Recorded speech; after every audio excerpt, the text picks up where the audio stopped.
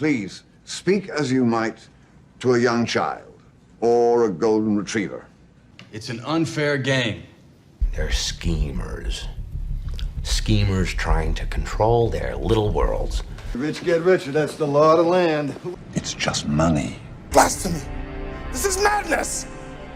I drink your milkshake. Everybody, welcome back to another episode of Milkshakes Markets Madness. My name is John Katsmita. I'm here with Brent Johnson.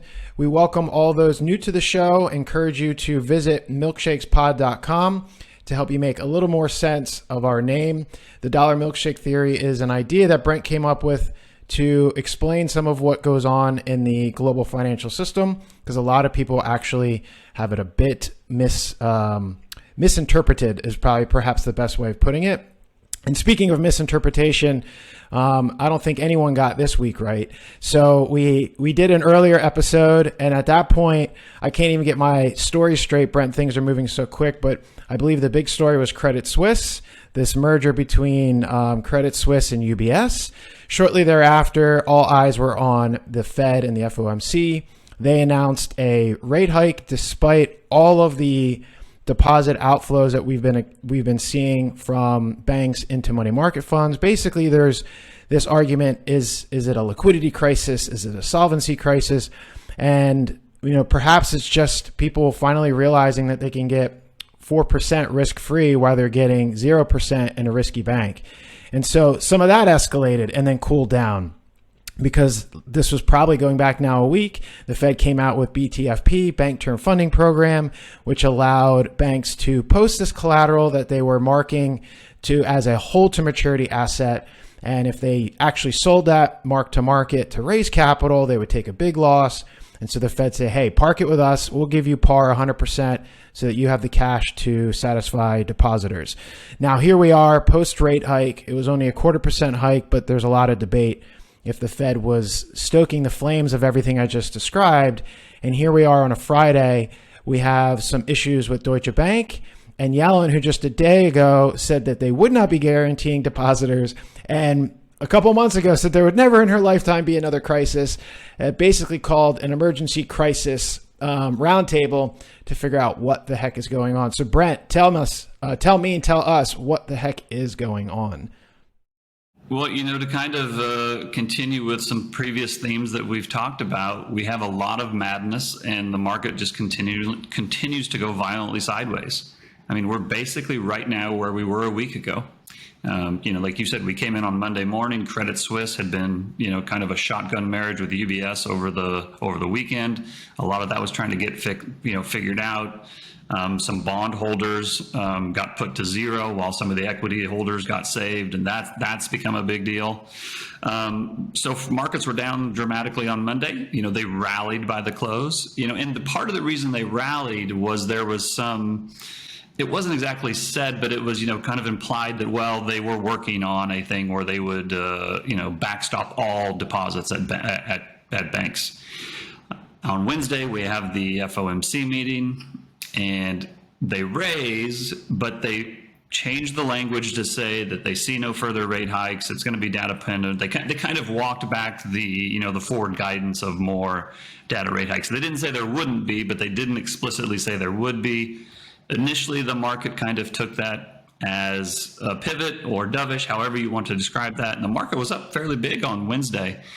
But at one point, while Powell was still, talking, still in the Q&A, a headline came over the wires from Yellen saying that she had no plans to increase the FDIC limits from 250, which it's probably true. She probably didn't have any plans to do that, but that just turned the market over, and market sold off hard. And so the market sold off hard. It didn't quite get down to the level that it was on Monday morning, but sold off pretty hard from the high on initially from the Fed release.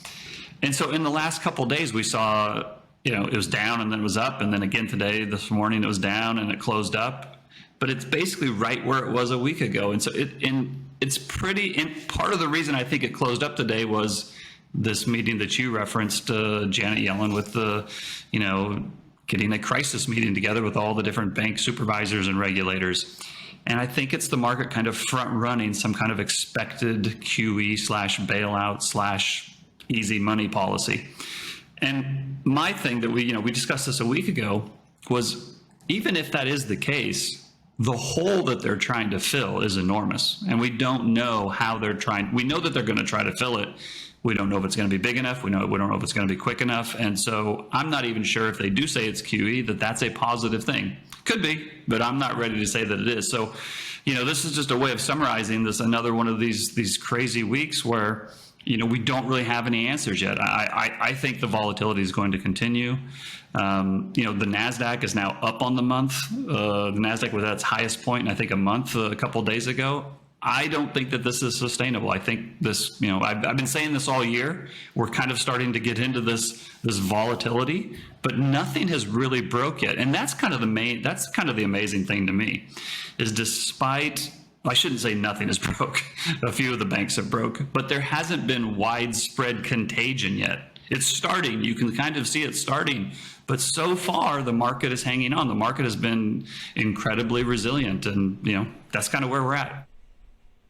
Well, it's been a not yet cycle for a very long time. I think since the GFC, everyone has been waiting for that double dip, end of the world moment, and we just haven't had it. So it's, some of the themes that you reference, we've also had the theme around jawboning. We've also had the theme around markets trade on expectations. So it's part of perhaps one of the reasons we're seeing this violently sideways is because between expectations and the jawboning, no one can really make sense of what's going on, especially when the real-time, real-life data or events that are unfolding aren't really jiving with either one of those expectations and or Fed comments.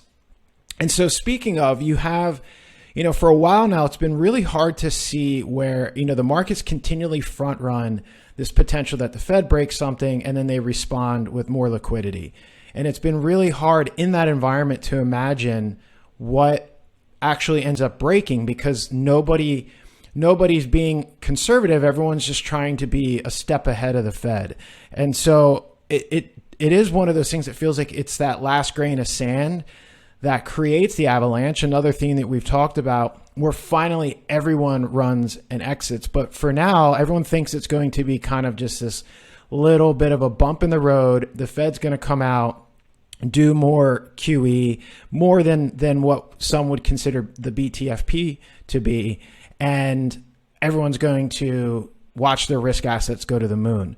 And so when you're looking at jawboning and you're looking at market behavior as an expectation, but then you're also looking potentially at things that are happening in the real economy, like what's going on in the Europe markets, Deutsche Bank, the euro dollar markets, and also what's happening with the Fed funds markets, where would you start to push your chips at this point? Well, I'll tell you, it's very hard. And I've talked about this before. Like, this is one of the most challenging times in 25 years of doing this now. And I've said over and over again that, don't let the markets bully you around. Like, you need to kind of have a plan, and, don't lose your head when everybody else is, right? And so my biggest challenge right now is doing nothing. Like, I'm trying very hard to just do nothing. Like, I'm already kind of positioned the way I want to be positioned, and I'm having a hard time getting conviction in either way.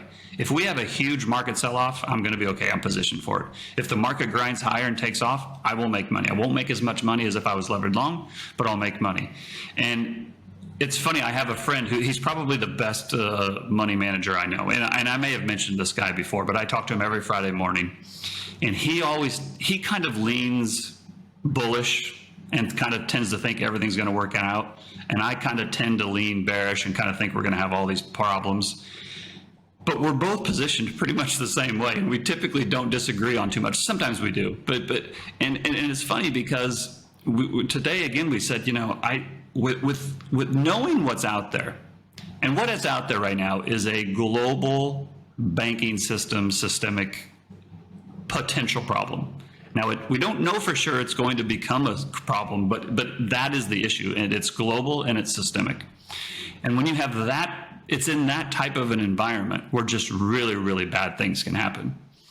So to be aggressive in that type of an environment, you can potentially make a lot of money, but that's also the environment where you can get really hurt.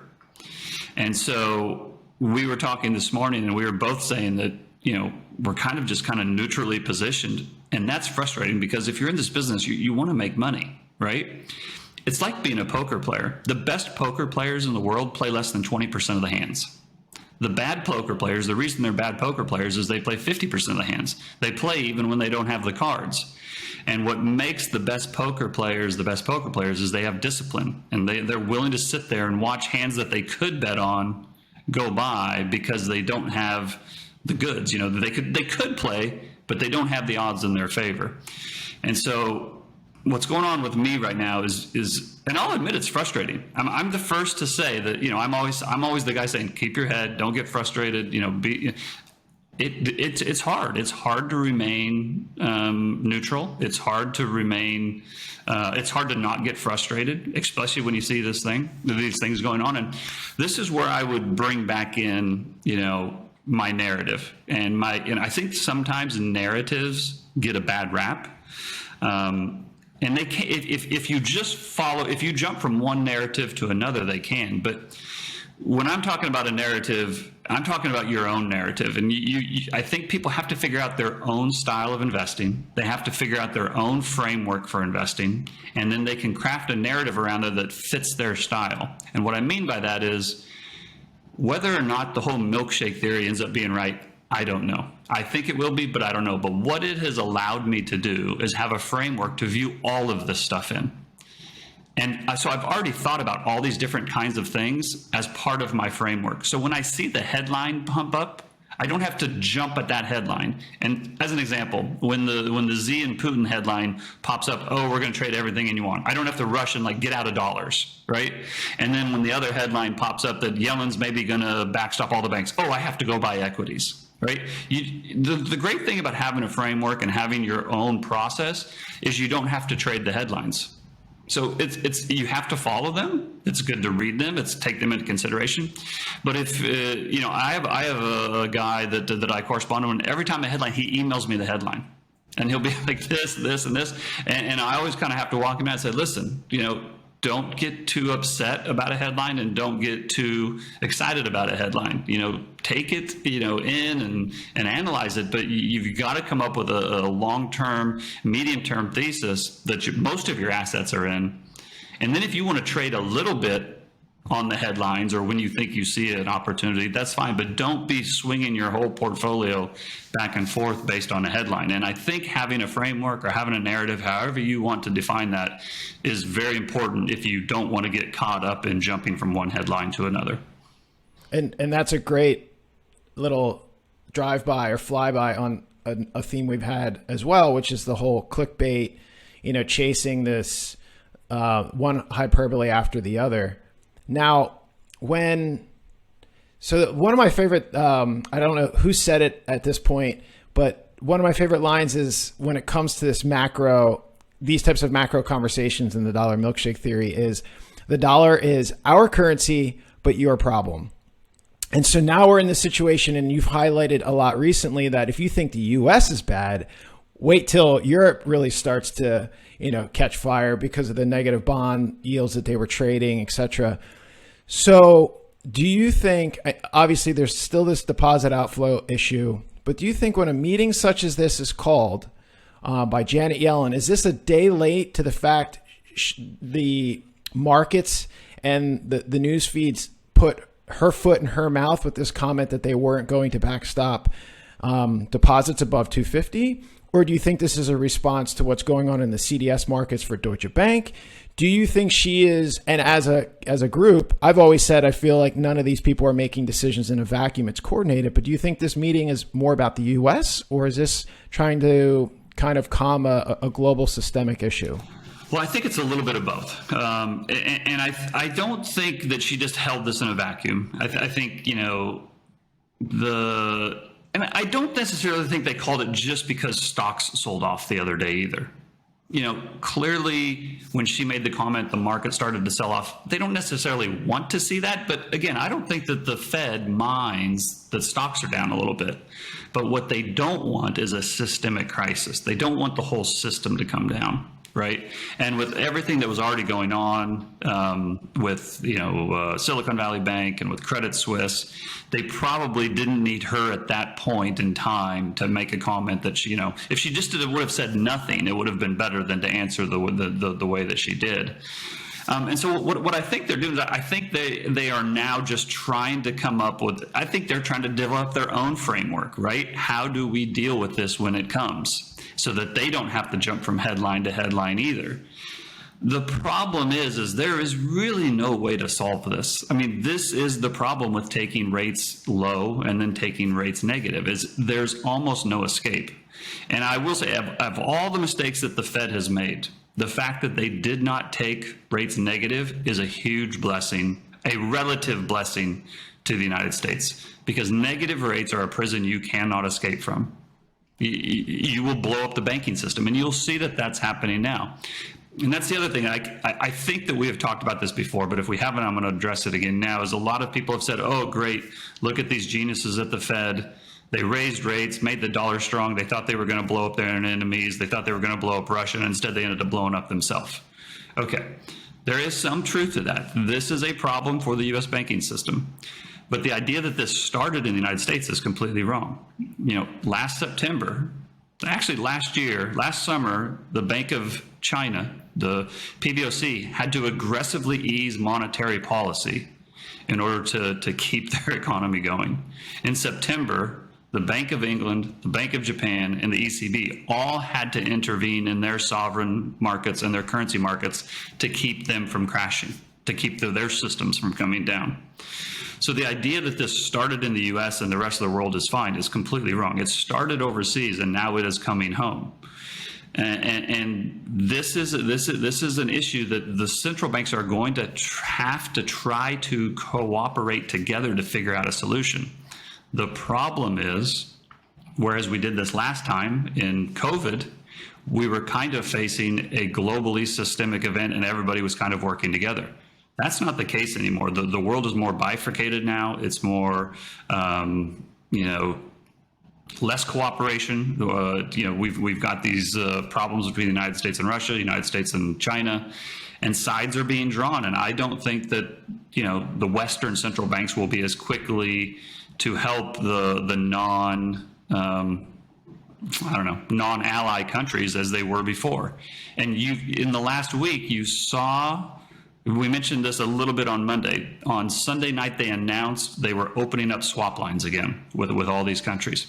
But they only opened them up to like 5 countries. They didn't open them up to the whole world. And I think this will be a tool going forward to help our friends and not help our enemies. And maybe that's a good way to, you're either with us or against us type of a thing.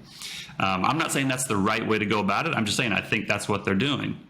And, Russia's not going to get a swap line. China is probably not going to get a swap line. They might if things get bad enough. And then they set up this other facility. I can't remember. I apologize. I can't remember the name of all these. Basically, country central bank repo. And this week, somebody drew down $60 billion. That could potentially be China that drew down that. Because China doesn't have a swap line. And so this is an issue for the whole world. The whole world is dealing with rising rates, and it's going to be a relative game. One country is going to be better off than the rest of the countries, and everybody's going to get hurt.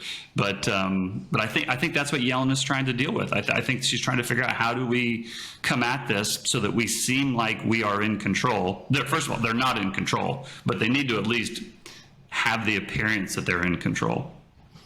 Yeah, if there's anything to say about what's been going on, it's the first time perhaps since the V-shaped recovery and the response during COVID that the market has very clearly shown that they are in control and that the Fed and central planners are not. So this is the first time in a while now that they've had to kind of, load their guns and get out their lassos and try to calm down the wild steer of the market. Now, to kind of wrap up here, you're talking about this this contagion, the systemic issues, and how there's a bit of coordination, but not so much, and that there's going to be more pain potentially for the non-allies or those who aren't necessarily a cooperative partner. I think of pain in the sense of one of the comments that I think we've been getting a lot of, or they're really just dialogue, is there's an enthusiasm about all of this, like, and it's not just in the Milkshake show, right? It's you see it somewhat in the Bitcoin camp and in the precious metals camp, but everyone looks at this kind of somewhat pivotal moment and starts to like rub their hands and drool a little, like, oh, this is generational wealth opportunity. Like, there's so much money to be made. When, you know, like you just said, you're more neutral and or defensive at this moment. So without, you know, kind of saying, hey, be careful, everyone out there, where do you think the average person who doesn't necessarily have access to more of the sophisticated insurance or defensive plays, what's the best thing for them to do? Just kind of do the same thing you're saying as far as like take a breath and take a step back? Are we getting closer to that moment for Bitcoin and gold? Like, where do you see the play for the average guy? I think the average, for the average person, you know, who's kind of working a 9-to-5 job, somewhat living paycheck to paycheck, maybe is able to save a little bit, maybe is able to, you know, max out their 401k, but isn't living, you know, some grand lifestyle. I think the most important thing right now is you've got to have some cash on the sidelines. Now, that's, you know, I realize, you know, people are worried about inflation, but, you know, I've talked about this before, like having some cash on the sidelines will keep you from having to liquidate other things. If we go into, you know, if we have a big sell-off, the last thing you want to do is be a forced seller. So if you sell ahead of time and you have cash on the sidelines, you can actually use that as an opportunity rather than, you know, be forced to sell something. Now, I realize that if inflation continues, then maybe that's a drag a little bit on, you know, your purchasing power. But hopefully you also, if we do get into some kind of an environment where maybe the other parts of your portfolio, whether you're in gold, maybe you have some land, your 401k, hopefully that part is doing okay and offsetting the drag. But I think that's the most important thing, is you have to have some kind of a safety net right now. Whether it's T-bills, whether it's cash, I don't know. The other thing I would tell, this is me telling you to panic before everybody else panics. Go down to the bank and get $5,000 in cash or 10,000, whatever the number is. Have some actual physical cash in a safe or somewhere that you can get to quick. Doesn't mean that the whole world's going to end, but it also means that if whatever happens, there's a run on your bank, you have something. There's not a whole lot of downside to having, you know, a little bit of cash, you know, other than, you know, you don't want to advertise it because you don't want anybody coming to your house looking for it. But I think just and I think everybody should own some physical gold. You know, I don't think it's going to pay off right away, but I think everybody should have it. And those would be having cash and gold. And I've said this many times, I'd go to war with dollars and gold. You know, to me, those are the two most important things you can own right now to get through what's coming. Because I've said this before too, is I think the next couple of years are about survival. I don't think they're about, you know, becoming, you know, the next Warren Buffett. I think some people might have that opportunity, but the most important thing is to just survive it. And I think, you know, dollars and gold are the two most important things to help you survive it. So just to be clear, the cash on the sidelines isn't necessarily for the purpose of buying the next dip. This is, like you're saying, it's liquidity to get you through the storm. Like, you can see the clouds rolling in, you know, go grab yourself an umbrella. And look, you're listening to something like this, you're already questioning what's going on and how to be better positioned for it. I remember during, like, when COVID was only a thing in China, no one in the US was even talking about it. That's when I went to the bank and pulled cash out. And so it's a similar idea, like you're saying, panic before everyone else panics. So you're not in some sort of crisis. And the liquidity you're recommending isn't to go buy an asset on the cheap. It's actually to be able to hunker down and survive that war as it slowly unfolds, because no one really knows what's going on. So you really want the most liquid and pristine collateral. So interesting. Get yourself some cash. Maybe think about gold. I won't get into it now, but it'll be interesting to see if there's any kind of Bitcoiner response to those two recommendations, considering you left the digital currency out. But we have things to talk about on that perhaps after the weekend, and we see what blows up, because it feels like this is the game too. Friday, wait for the market to close, and let's see what bank or business we shut down and merger. Yeah, back in 2020, that was and even 2008, 2009 timeframe, and then again in 2020, you would go into these weekends and you just knew something. You knew some shoe was going to drop that weekend. I kind of feel like we're back in that now. Maybe this weekend will be quiet, but the last 2 or 3 weekends it's been that way. It kind of feels like we're back in that environment. So, it'll be interesting to see what happens when we come in on Monday morning. Well, we'll keep all eyes on the market and the clickbait headlines to see if there's any shoes falling from the sky. But make sure you get an umbrella that can withstand it. And we'll be back in a couple of days. Brent, I appreciate it, and we'll see what kind of excitement we've got on our Monday or Tuesday when we connect again. So for anyone who isn't already, please hit the subscribe button. Follow us on YouTube and Twitter with the handle @MilkshakesPod. Anything about the show or this conversation is a little unfamiliar to you, please visit the website. We try to give you some links and resources to explain that. That's milkshakespod.com. Brent, any last words before we sign off? No, I think, just have a good weekend, and we'll talk again next week. Yeah, watch some basketball and take your mind off of it. All right, man, I appreciate it. I'll see you in a couple days. See you guys. Mm-hmm.